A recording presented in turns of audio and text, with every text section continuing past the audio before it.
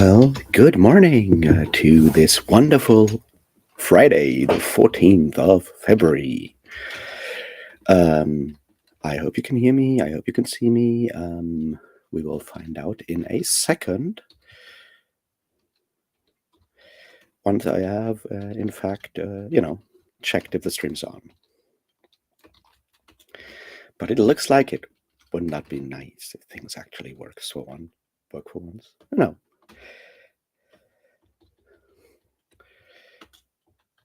Yeah, I can hear myself. That's good enough. How are you guys doing on this wonderful day? Hey, Apollo, how you doing?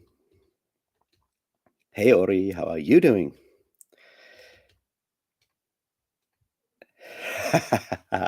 Hello, Britain. Oh, yeah, right. That's today as well. That's really good because it means from tomorrow onwards, the really cheesy romance advertisements that I have to confront every moment are gone, or at least not as many, which is good. But yeah, that is that. How are you guys doing today? I am still somewhat under the weather. I think, but if things continue this way, I will be able to go back to gym and everything to the gym and everything on Monday. As I said, no sprints on Monday. I will be at the dentist in the morning, and that means if I want to do pirate stuff, I should probably get my shit together and record at least one pirate video over the weekend, possibly tomorrow, possibly on Sunday, possibly one on Saturday and one on Sunday. Who knows? The possibilities are endless, or at least only limited by the length of the pirate books I still have to read. If I choose to actually read books before talking about them. Hey, Demidrag. Hey, Ward. Oh, sorry. Sorry that you can't fall asleep. Maybe the sprints will help you with that. Just to be clear, I have read the entire Revenger trilogy before, so these are rereads for me. But yeah, that's something I still need to figure out. Certainly been an interesting week all around once again.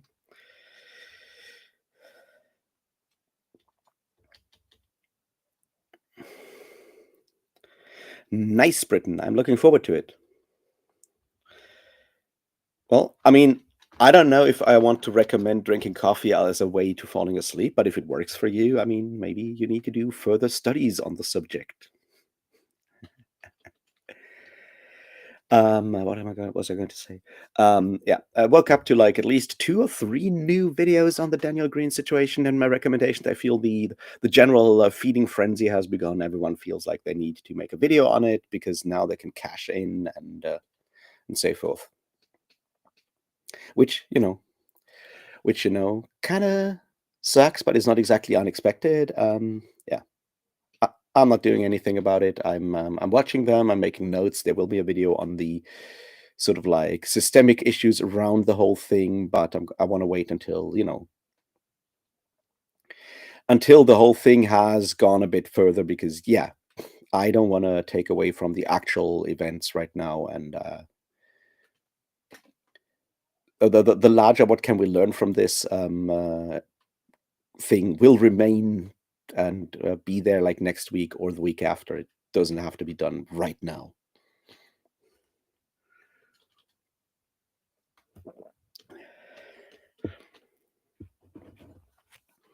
Yeah, insomnia in that regard is certainly.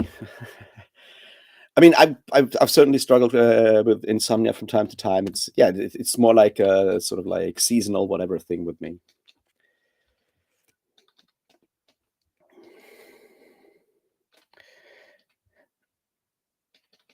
Yeah, I think partly I think it might be cynical, but partly it also I think, and I want to give some grace. I think it's that a lot of people who are sort of involved in the booktube community sort of feel that it is expected of them to do something, to say something, and so forth. So I understand that. So I don't think it's just people going like, well, I'm gonna talk about this because I'm gonna make lots of money from it. I don't think that's necessarily the idea. It's more the for some people it's the very the ego part, the self-importance of going like, well, I clearly have something important to say to this topic, and I'm like, maybe you don't. And for some people it's more like, well, I guess my subscribers expect me to say something. In some cases that is obviously warranted. What's his name, Jason Dickert, the guy who did the Between Two Perns videos with Daniel's channel. His video was like obviously necessary, because if you're basically an employee or whatever, like partner on the business side of the channel or whatever, however you kind of do that, right? Same for Murphy Napier, who did a community post and unlisted all her collabs with Daniel. I think that one was the best. Probably those two were the best reactions, where I'm like, yeah, of course, those people need to say something. What you gonna do? Others, not so much.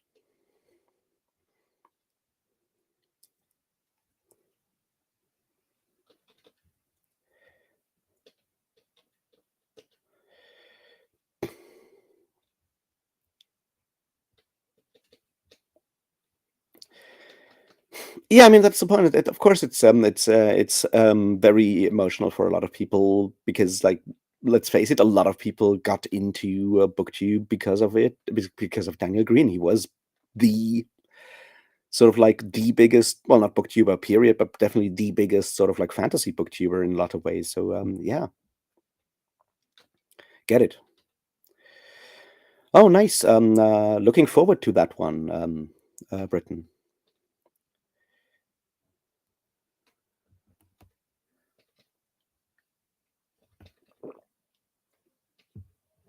Jackson, not Jason. Sorry, I'm not good with names there. Yeah, so that is that.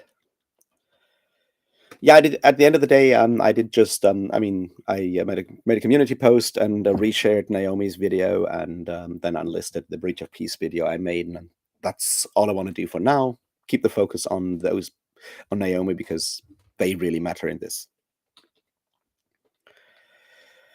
We'll see where things are going from here. Anyway, beyond that, how are you guys feeling? As I said, I have decided to talk about Revenger next. It's a fun book. I'm still sort of struggling with what kind of things to do with the channel. Like this week, obviously, even though obviously it was just a head call, right? It's not a big deal in any way, but it kind of slows down your at least for me, it slows down my ability to think and to plan out like a structured video of any kind, and so forth. So that's why haven't been like any videos since Monday. We'll see. Yeah, I know I said I would maybe do a video on like German election stuff. If I want to do that, I should probably get my shit together over the weekend and at least start figuring out what to put in that.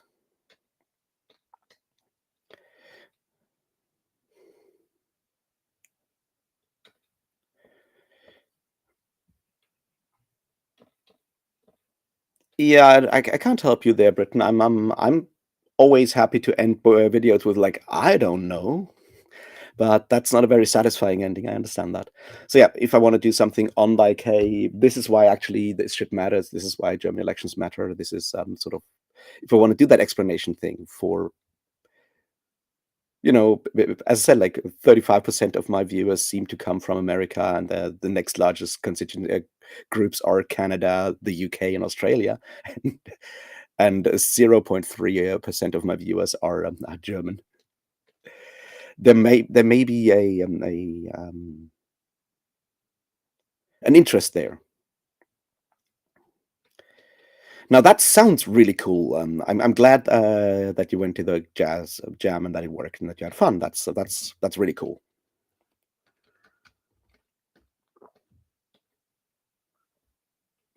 That is something very positive.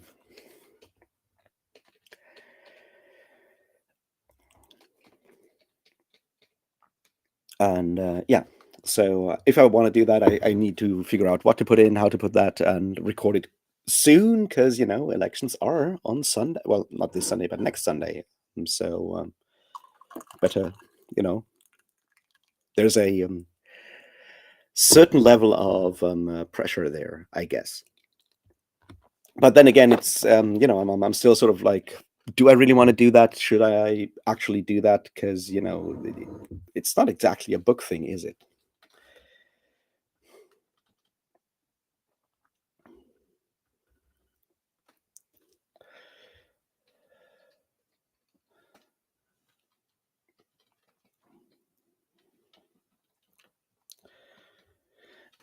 Yeah, I mean that's like another thing, like keeping your personality, like personal life, somewhat separated from what you do in videos. I think is a really important thing.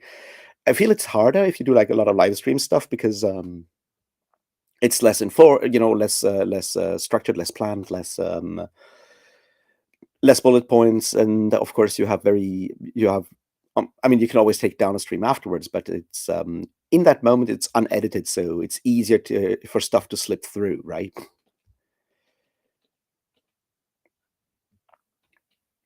But yeah, totally understand that, and I think it can be very helpful. It's to keep things separate, like even just like for personal like mental health reasons. For it's very healthy to have those things separated, and the places and people you can go where whatever happens on your like in your like online persona, what happened or things that happen to your online persona just don't matter that much. Those are that's just like really important part of your like having a support network for being an online person, right?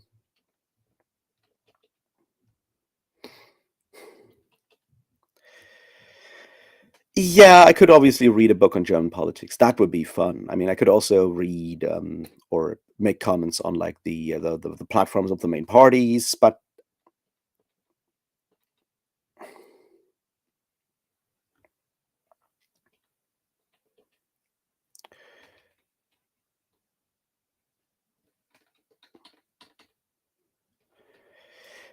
yeah, I mean, see, that's the thing, right?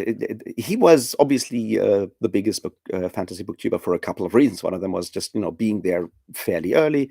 One of them is obviously being conventionally attractive. But he he is he still is, obviously those skills don't go away, right? He is good at his craft. He's good at like scripting a video, editing a video, and so forth in a way that a lot of booktubers don't do.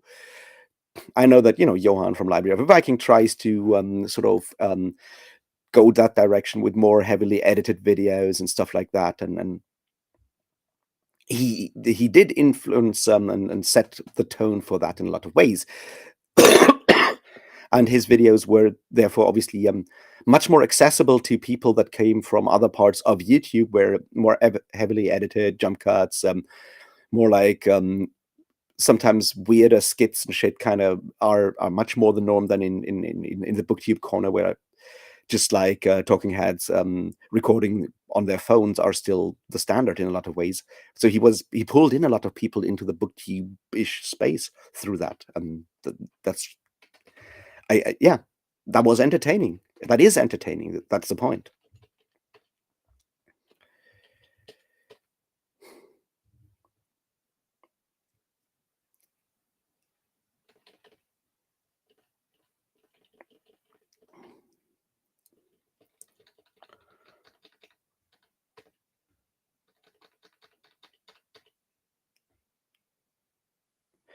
Ooh, well, um, good old Mark Fisher. Um, I assume this is not your first Mark Fisher, right? Yeah, I never asked. Did you finish Death of the Author? And if so, what did you think about it, Apollo? Because I know you started it.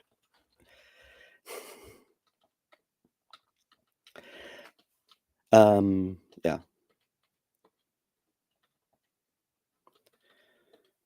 I mean, I need to sort of figure out where to go next, like reading wise. As I said, like I need to read Revenger. I feel like I'm having that bit of a head cold and so forth makes it much harder for me to focus on a lot of stuff. So it's easy for me to start like 5 books at the same time and then forget what I did and stuff like that. So I need to sort of reset, I guess, in a way, and go back and read books focus on them and get that stuff done, and then make a video about Revenger, and one on Shadow Captain, and one on Bone Silence. We'll see how that goes.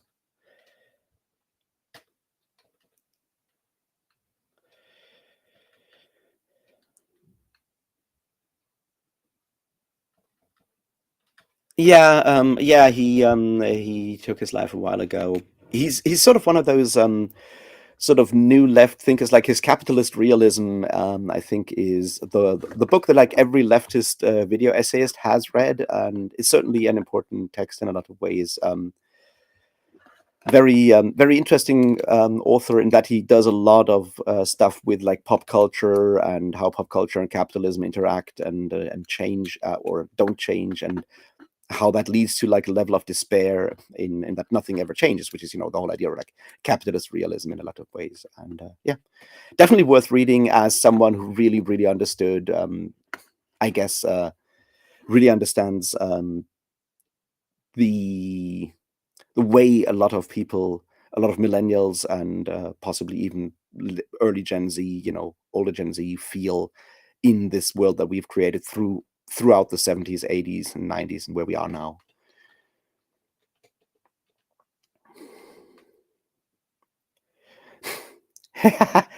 Yeah, I can imagine that is not a good combination.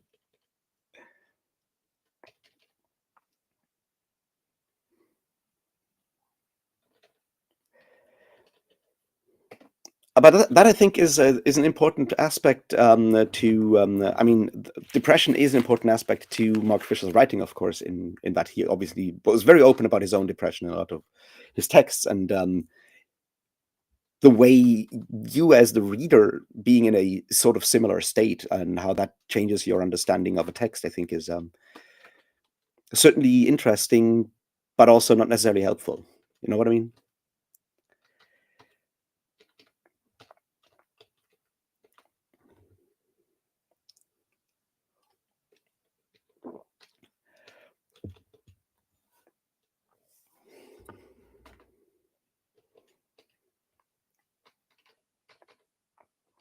I've always wanted to have like a proper like audiobook of Capitalist Realism, but I don't want to spend money on it because the audiobook is narrated by Russell Brand, and that's not someone I want to get paid for whatever I do, right?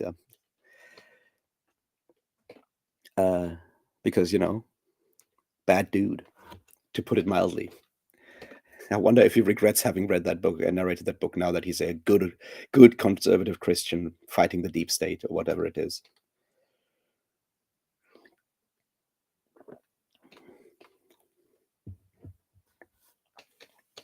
Yeah, that's what I meant. It very fitting indeed.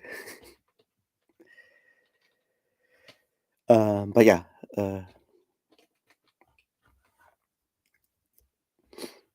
yeah, I'm still thinking about maybe doing some more videos on all of those nonfiction books that I'm currently reading. I think I have that one. I've listened to the one on YouTube. The thing with like audiobooks on YouTube is, of course, that I can, they are not as portable as something that I can just download on my phone because, YouTube being YouTube and all of that.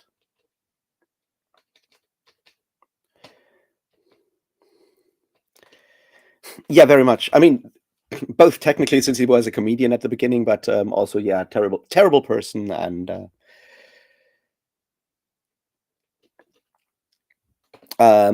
just like beyond anything else, having to listen to his voice narrate capitalist realism is already incredibly painful as an idea to me. It's just not good. Yeah. I mean, obviously, depression is. I've certainly struggled with it. It's part of the deal these days for a lot of people. But yeah, thanks for the offer, Apollo. And as I said, like I've listened to that one before. I mean, the good thing is it's a very short book, so it's something I can go and sit down and split into, like, I don't know, two sessions of listening to and at home or whatever. It's you know not something I need to take on a commute or like on a train trip or whatever.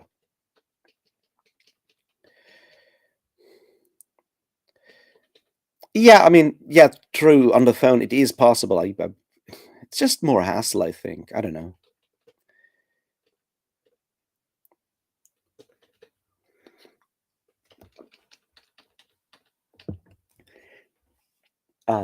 But yeah.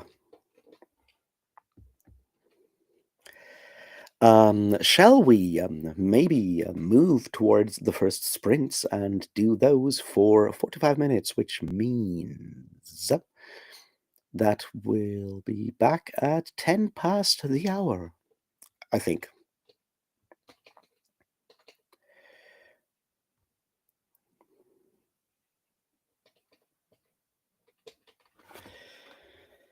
I think that's a good idea. Let's do that, and we'll see what we can all get done in those the first 45 minutes. Should you decide to go to sleep over there in the Americas, then I wish you a good night. Otherwise, I'll see you in 45 minutes.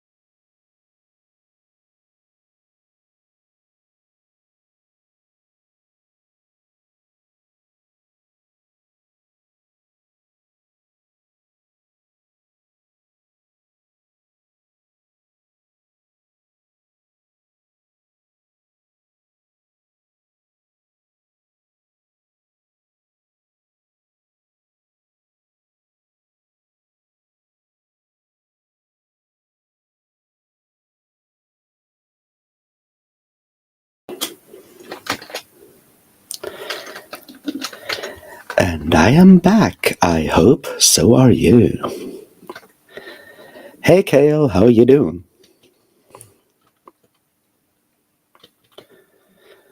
Hey Kale.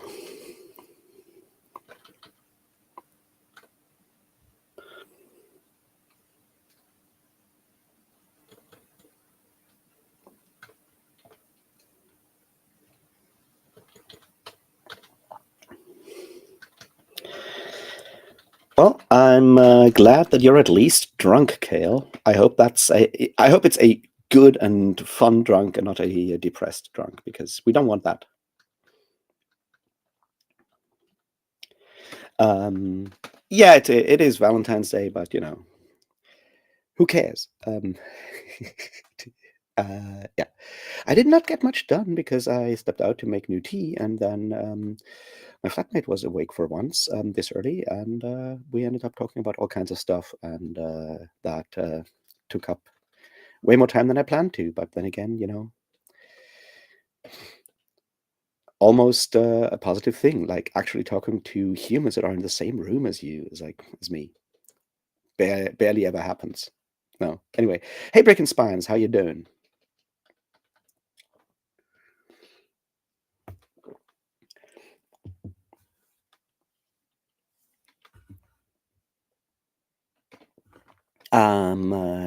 What else was there? I did watch one of the Daniel Green response videos, the one by the what's his face, Imaginarium dude, and I am not a very happy person with that one. It sucks. It's really bad. It's the epitome of being unnecessary. Also, maybe that's just me, but I feel like people that are openly Jungian psychologists just rub me the wrong way. I don't think that's a good thing to do. Like, I mean, obviously, Jung brought some interesting things to the table back when psychology was just people making shit up. But yeah, I don't know.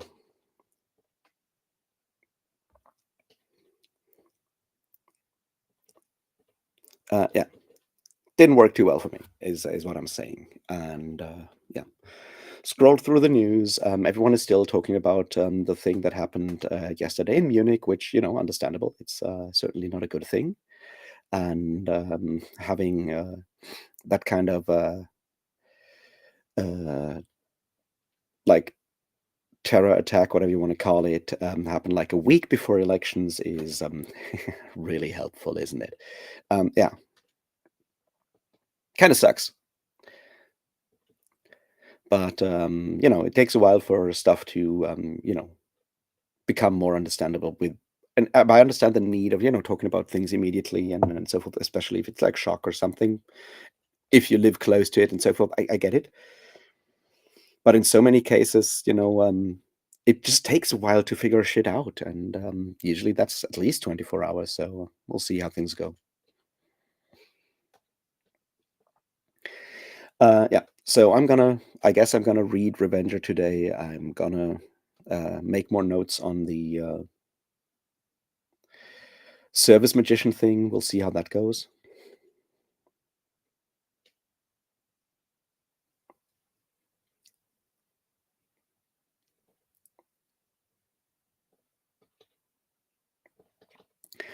All right.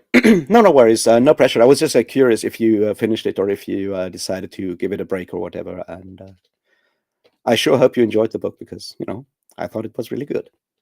But good luck with work. I assume you don't have to work on Saturday, but I don't know. So I hope this is the last one for this week, and you get through it fast and without too much, stress. And yeah, I said I try to sort of like reset and do all the things that kind of where I failed this week because my brain wasn't just was too fuzzy. And that means structuring things, deciding what to do what book to finish first, what book to read first, what book to maybe put on the pile and go back at, after I've read all the other books, and if I want to do like at least one more pirate video. That should happen this weekend. I mean, on Monday. I won't get like a new tooth thing put in on Monday morning. That's obviously out of the question. What would happen, I guess, is that they take like what's it called? Good. I'm lacking words here. Like sort of like take the impression so that it can then create like the fake tooth thing, and then I'll come back a couple of days later, a week later, whatever, however long it takes to create that, and then they put in the new thing. We'll see. So, but still, the Revenger sequence is like 3 books, and that's like 3 books and 3 videos. And as we all know, it takes a while to record a video and be at least with the pirate videos. So who knows?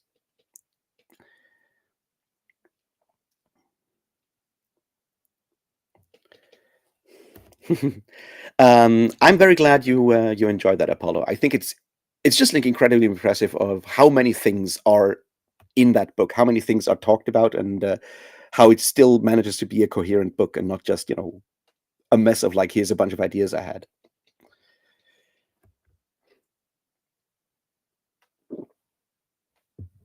Yeah. Oh, and it snowed last night. There is snow outside, at least up here where I live. I assume it's probably already melted down in this in the city, because there's usually like a difference of like 1 to 2 degrees or whatever, and it's not much snow, but it looks pretty for now.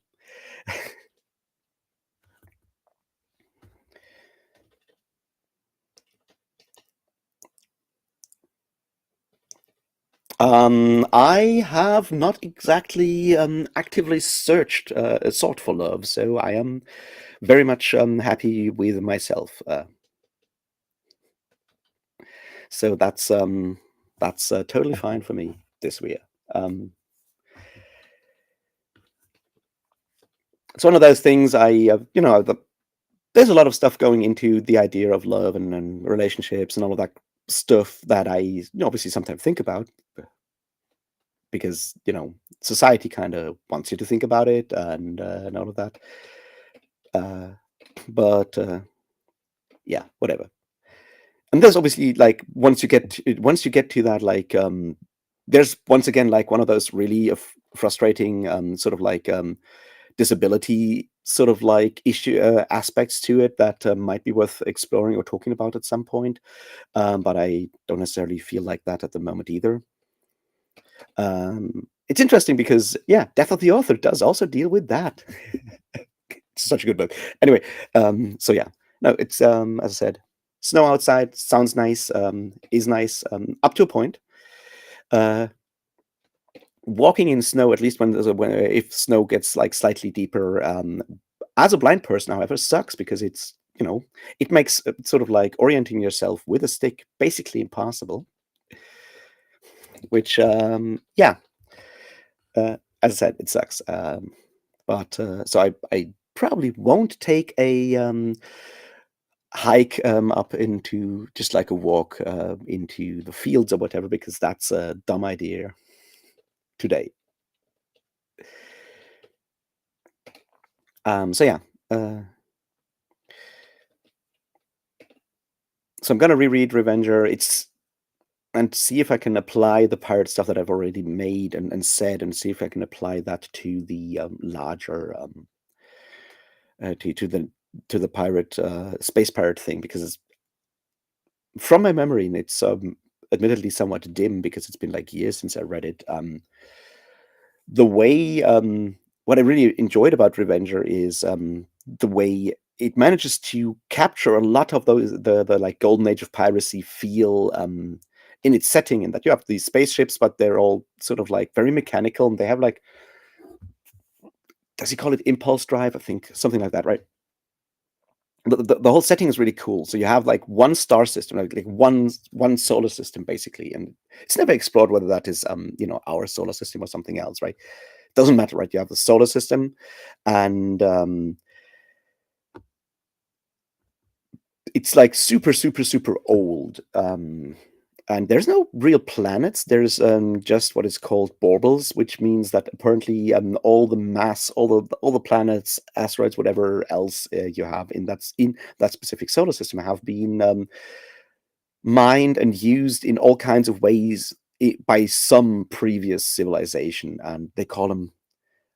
Oh God, they have a specific term for that. Like every time you have like a sort of like human humanity gains space flight, and then stuff happens, and then they obviously everything breaks down, and they have the next. Maybe they call them iterations, something like that. Who knows? Um, and they just like turned everything into like different habitats that are on different orbits. And what's so funny about it, or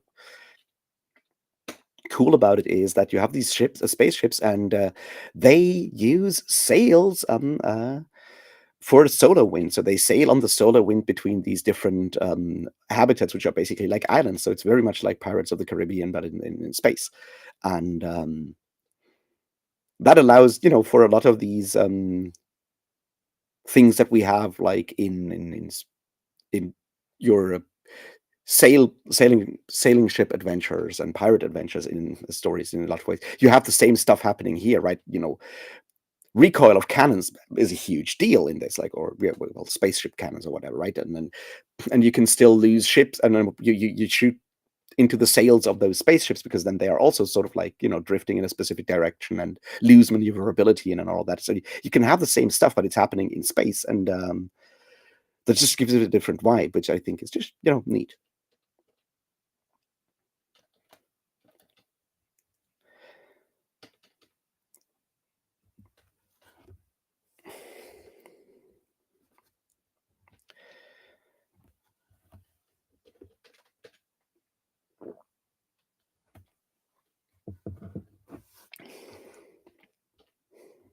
Hello, Britain. Yeah, I was like, which comet could it be? And then I'm watching, like, yeah, it's Transmet. And as I said, my old flatmate, we're still friends. He just moved to a different city because of like work and stuff. Was a huge Transmet fan, and so yeah, this is very much the kind of thing that I do enjoy. So there's that. Breaking Spice. I mean, I feel like most of the books I talk about, unless I do something specifically like Brandon Sanderson or what's his face, Robert Jordan, Wheel of Time, or whatever. Like most of the books I talk about are very much underrated books. Like Metal from Heaven is underrated, I think, or like flew under the radar of a lot of people. Same for, yes, Siege of Burning Grass. Same up to a point for obviously the Sapling Cage. Same for Blackheart Man, although that one obviously had a bit slightly bigger sort of like awareness.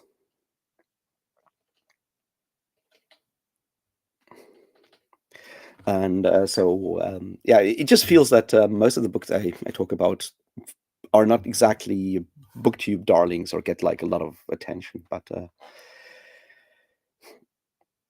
I kind of find it difficult to in advance sort of decide whether something is an underrated book or whatever. I just, I have a list of books that are coming out this year that I'm going to read because I'm excited about them. And I was thinking about making a video, but so far, because I'm, trying to rely on stuff where I know that they will have an audiobook,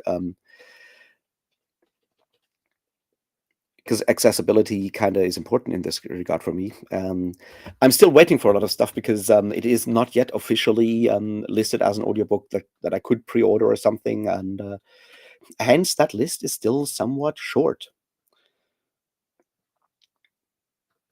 And now there's a book on there that I am certainly interested in, but I probably won't talk about because I would have to do like a lot of research whether I want to still support that author in public. And that is, of course, there's a new Richard K. Morgan book coming out, and he unfortunately turned turf a couple of years ago, and I don't know if he has moved back from that.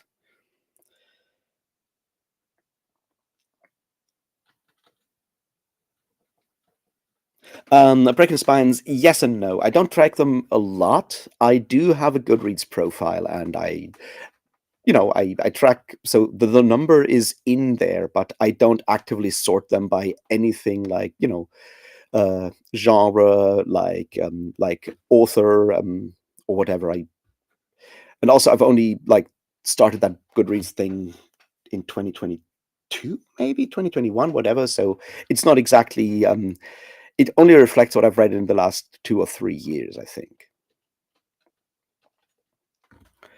So it's I could never do like one of those like stats videos that some people do. Like, this is how many books I read, and so many of these are sci-fi, and so many of these were written by women, and so many of these were written by people of color, and so many of these were written by queer authors. And I mean, oftentimes it's also just like, how would I know? Like, it's interesting. It recently came up, like sort of like on the side, right? Now that we have Black History Month, a lot of people are going, I'm going to read books by Black authors during Black History Month. And that is really cool. It's like, but how do I know that an author is Black? Obviously, one way is, look at the author picture. If there's a picture of the author on the cover, I don't have that option, right? I can't see that. So it's very difficult for me to do that unless it's an author that is explicitly writing about black themes and so forth. It's like, well, yeah, I did read one book by a Black author in February. Well, that was a reread of Frantz Fanon's The Wretched of the Earth, which I think is, certainly appropriate for Black History Month, but maybe not the thing that people usually expect for Black History Month. But yeah, so I don't necessarily track them beyond just having a list of stuff I've read, and that's that. And it's mixed from like fiction, nonfiction, everything I just put in there. And it's Goodreads, right? And Goodreads sucks in so many ways because it just tracks books read. And for example, like recently I did reread On Bullshit by Harry Frankfurt, which is a really good book, but it's basically just like one essay, and it was published by Princeton University Press as a 76-page hardcover. Goodreads tracks it as one book. And and then I've read say The Power Broker by Robert Caro, which is that book about Robert Moses. And that is like a 1,200-page book. There's chapters in this book that are much longer than anything than the entire book of On Bullshit, and Goodreads tracks that as one, counts it as one book. So the whole like, I've read 150 books this year, and this is what I've learned. It's just like ridiculous when you turn it to like the numbers like that, and you have all these videos like on YouTube coming up. It's like, hey, a list of short books so you can reach your Goodreads goal. And it's like, is that really your Goodreads goal if you are now just searching out the shortest books you can find?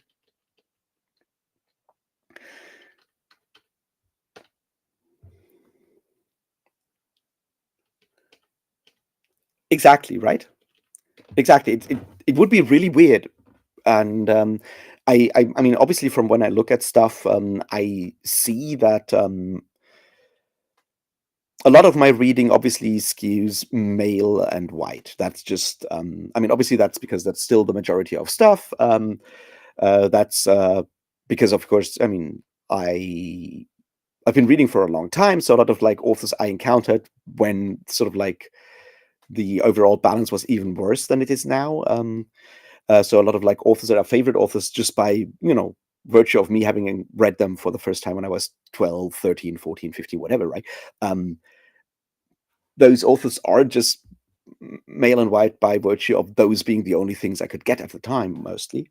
And I'm not exactly actively trying to move away from that by deliberately searching out, but I've certainly seen that over the last couple of years, things have certainly become more varied in what I'm reading. And last year, Nalo Hopkinson, obviously, Caribbean author, Premier Mohamed, Caribbean author, Nnedi Okorafor, Nigerian American author, and so it is moving sort of in that direction in a lot of ways, becoming more global in a lot of ways. But partly that's just like because that's stuff that I find interesting at the moment, and I'm going by the topic, and I would probably read a book about the same topics if it was written by a white dude. I mean, I did read Alistair Reynolds' Poseidon's Children series, which is mostly like when it is on Earth, it's mostly set in Kenya and partly in Lisbon, which um, and does tackle, looks at different like different genders, neopronouns, the whole thing, right? And I did enjoy that because it was really cool. But Alistair Reynolds is very decidedly a old white man at this point.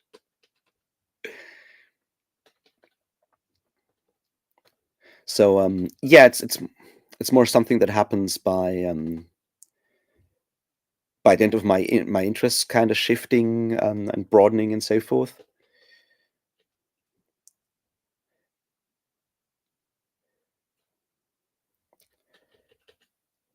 Yes, it is Transmetropolitan Apollo. The thing is, of course, that Warren Ellis also was cancelled for pretty gross behavior, as far as I'm aware. I never looked into it because, comics and so forth, it wasn't really on my radar, but I know that happened. So I think if it's about buying those again, I feel it might be worth looking into that as context. Otherwise,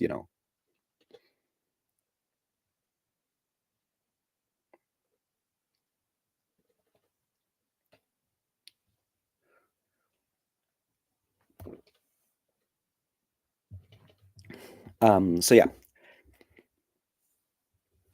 I feel just like my interests obviously move and shift around and so forth, and I do still love like traditional fantasy, and I'm very much looking forward to the next to the upcoming Malazan book, No Life Forsaken, which will be really cool. I'm sure about that. Um,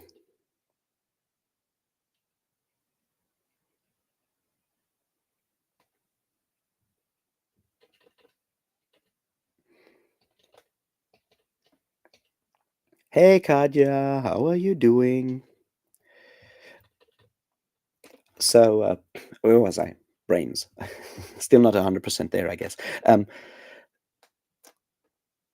Yeah, I feel like my interests obviously move around. I still love like traditional fantasy from time to time, but some things I notice more just by dint of reading more broadly. And I know what you mean, Breaking Spines. Yeah, I search out stuff by I read interesting stuff and I look stuff that feels interesting to me. But and I think that's a good approach, of course, and just selecting books by virtue, because of the background of the author can be like a two-way street. The problem there is, of course, if you go like, I just read interesting books, I don't see it's sort of like a way of the whole. I don't see color and so forth, and especially when it gets to like more uh, sort of like heavy themes in a lot of cases. You need to sort of look at the background of the author because own voices can.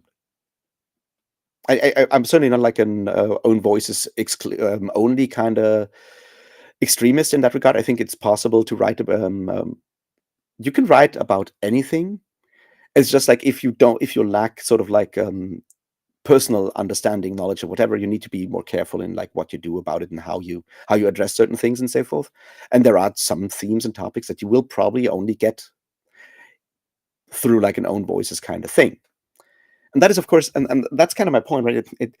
That should be separate from supporting authors because of their background. Because I do believe that we need to read more and support more queer authors and, authors that are people of color, more marginalized authors, because they are underrepresented for all kinds of external reasons in mainstream publishing. So reading their stuff, even if it's, a Lord of the Rings style standard epic fantasy is still a good thing. But then I'm reading the book because it's a lot of. Then at that point I'm like, yeah, this is not a queer fantasy or anything of the sort. It's as straightforward, as straight as traditional as it gets. But I'm doing this because I want you know also want people marginalized people to write about anything they want, because the downside of the whole like own voices thing is, of course, that if you are seen as a marginalized person, and that is sort of like turned into your identity, people expect you to talk about that, right? People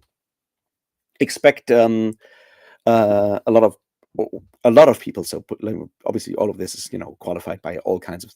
It's never everybody, but like, if you are publicly seen as, say, a person of color, as a queer person, as a person with a disability, and so forth, as an artist, people expect you to kind of put that into your art. And if you go like, well, I maybe, yeah, you know, a black paraplegic lesbian should have the right to write Lord of the Rings just the way the Tolkien should have that right. And we should not go like, well, they can only write about their existence as a black lesbian paraplegic, just like as an example, you know what I mean? And I don't know how to navigate that. I feel like I'm getting better at it in just that by broadening my horizons and just the stuff that I'm currently interested in for, personal, historical, political, and so forth reasons. I tend to end up in these spaces, and I, follow more people. And that's like another part, I think, often that the way we discover new books is still through, influences, but also like through word of mouth and so forth, right? And partly that's through BookTube, but it's in my case also, for following people on Blue Sky. Um, reading through, say, the shortlist for something like the Ursula K. Le Guin Awards, for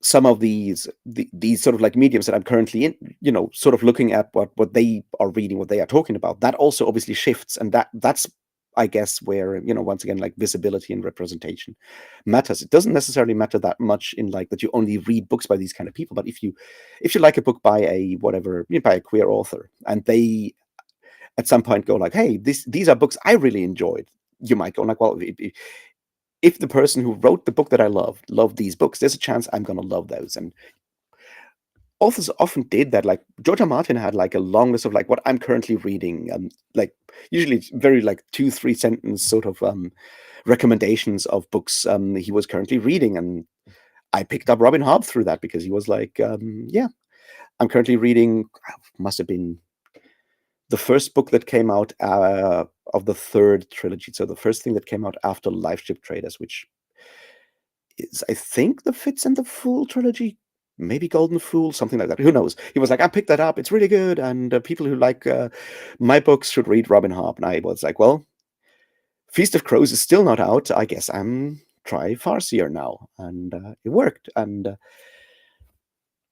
I think that's something that I feel is like a really good way of discovering new authors and sort of exploring these different sort of traditions, friendships, but also like, yeah, traditions, I guess, in a lot of ways, of writing, is just looking at what authors recommend. We used to have that with music as well, right? It's one of those things, and I don't want to, sound like an old dude because I mean, yes, I am, but a lot of one thing that's pretty cool when you buy physical records, whether it's on CD or vinyl, and you have like obviously like a lyric sheet or booklet or whatever in there. There's usually like a thanks and greetings list in there. It used to be in heavy metal, at least. That's still the case. It's like, hey, we were, credits are like, these are the deeds that did the recording stuff. We also want to thank and say hello to, and then it usually it's a bunch of other bands that people have been on tour with, people have played at festivals with, and so forth. And that's like an interesting way of sort of like discovering new and different artists. These are the artists that that someone who made something that mattered to me feel connected to, and you can explore stuff through that in the same way that you can, of course, explore stuff through these are the people who like the same things I like. So I'm gonna, listen to the recommendations of my favorite booktuber, book talker, bookstagram, or whatever, right? But like following that artist direction, I think, is also like a really interesting approach.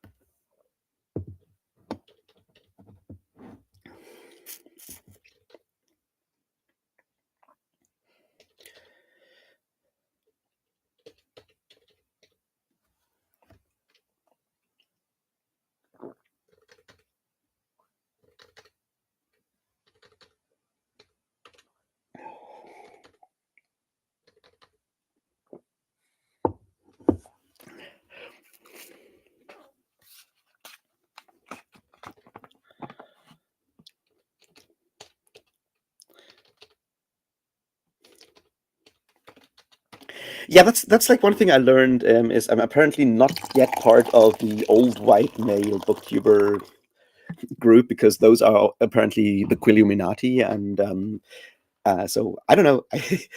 Maybe that's part of like why I'm often feel so weirdly out of place on BookTube. Is like I'm not old enough for the Philip Chase, Steve Donahue. I guess Mike is part of that as well. The old white male booktubers. I'm too young for that, or as seen as too young for that. But I'm obviously also too old for the early 20s Gen Z booktubers and book talkers because I'm not. So I'm somewhere stuck in the middle, in the no man's land, which is the title of that new Richard K. Morgan book that I don't know. I'm worried about.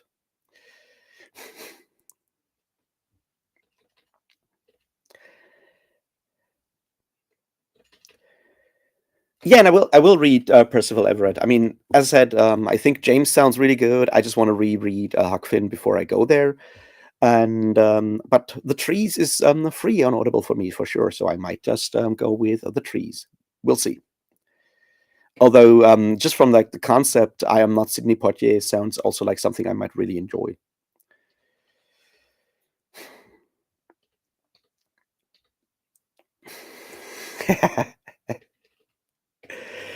Yeah. So as I said, I'm gonna. I think like over the weekend, I'm gonna force myself to read fiction again, and I'm gonna do that by rereading Revenger at least. I know it was fun. It has really cool stuff. It has scary, evil female space pirates, which is cool. It also has very cool young teenage girl space pirates, which once again I think is like part of why what I appreciate about Alistair Reynolds in general is that he does go out of his way to make his sci-fi more well less just white dudes sci-fi. Like he's always had a lot of like female characters, main characters. He's always tried to have characters that are from different you know geographical backgrounds when his books are sort of like set on an Earth, like on Earth or whatever. And yeah, it's just nice. And yeah, certainly going to go back to that today. Just need to find out if I can find some goggles or something. So when I record the space pirate videos, it's clear that we're talking about space pirates. I don't have a blast or anything of the sorts, but then again, I think they're still using swords in Revenger, if I remember correctly.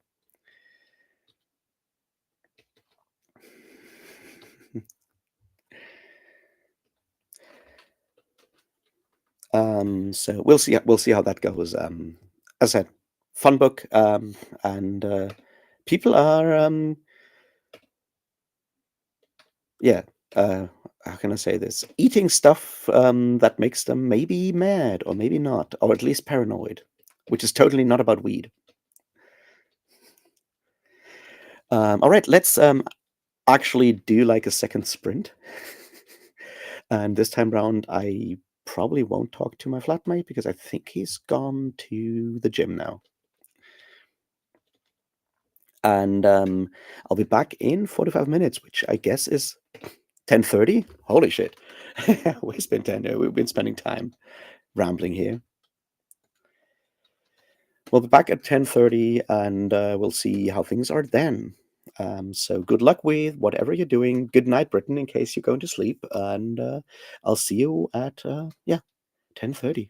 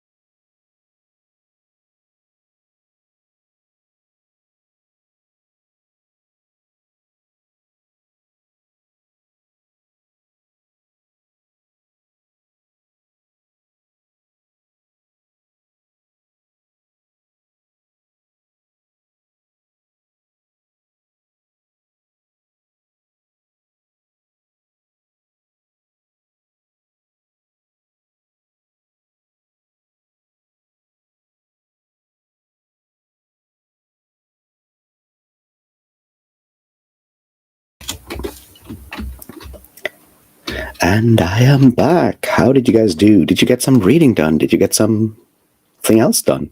You know, labor and all of that.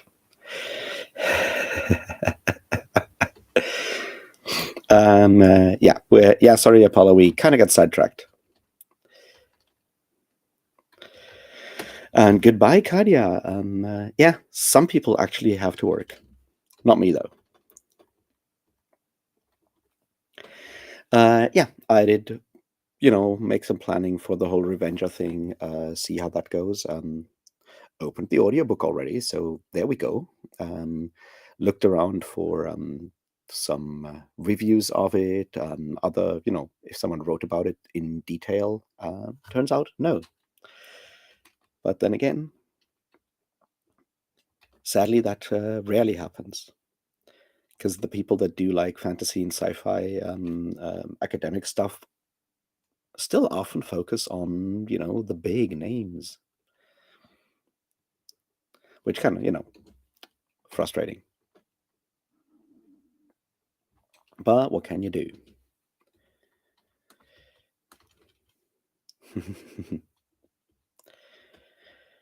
So, yeah, I don't know if I have much else to say.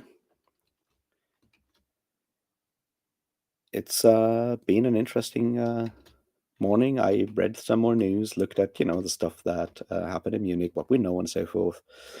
Spoke with my sister about the question of when, who, and so forth will go and visit our mother in the hospital or not. And yeah, stuff still up in the air for that one. So we'll see.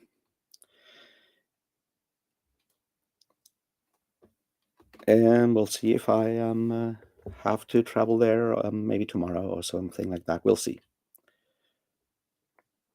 Yeah. I hope you have a nice Valentine's Day if it's a day that means something to you. I hope you have a nice Friday if all you want is, go into the weekend and have get all the discount chocolate you can get tomorrow morning. I hope all of that works well for you, and I'll talk to you about, hopefully a Revenger or maybe something else that comes up on a video, and maybe we'll see, well, not for sprints on Monday. Sprints on Tuesday is the latest. I promise that. Until then, I'll, see what I can do, and thanks again for hanging out. I do really appreciate that every morning. It's, giving me some structure in my day, which is not too bad. So yeah, see you guys around.